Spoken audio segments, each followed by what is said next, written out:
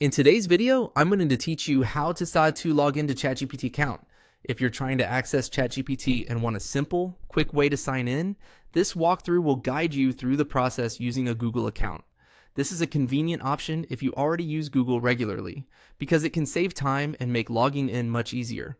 To begin, open your web browser and go to the ChatGPT website. Once the page loads, look toward the upper right corner of the screen.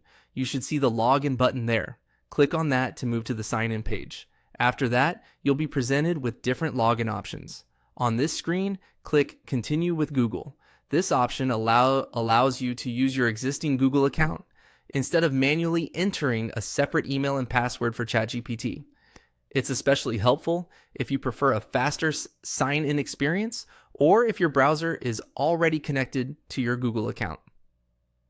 Next, Google will open an account selection screen. Here, you'll need to choose the Google account you want to use to log in. If you're already signed in to one or more Google accounts in your browser, you'll see them listed, and you can simply click the one you want. If you use multiple accounts, take a moment to make sure you select the correct one, especially if you want to keep your personal and work accounts separate. Once you choose your account, the login process will continue automatically. In most cases, that's all you need to do. After a brief moment, you'll be signed in and taken into ChatGPT. At that point, you are successfully logged in and ready to start using the platform.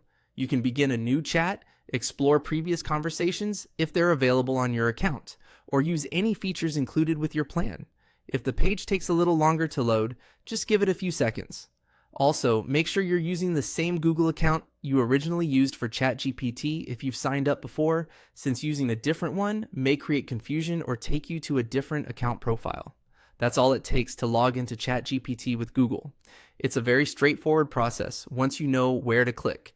And after your first login, future access may be even faster depending on your browser settings. Thanks for watching, and I'll see you in the next video.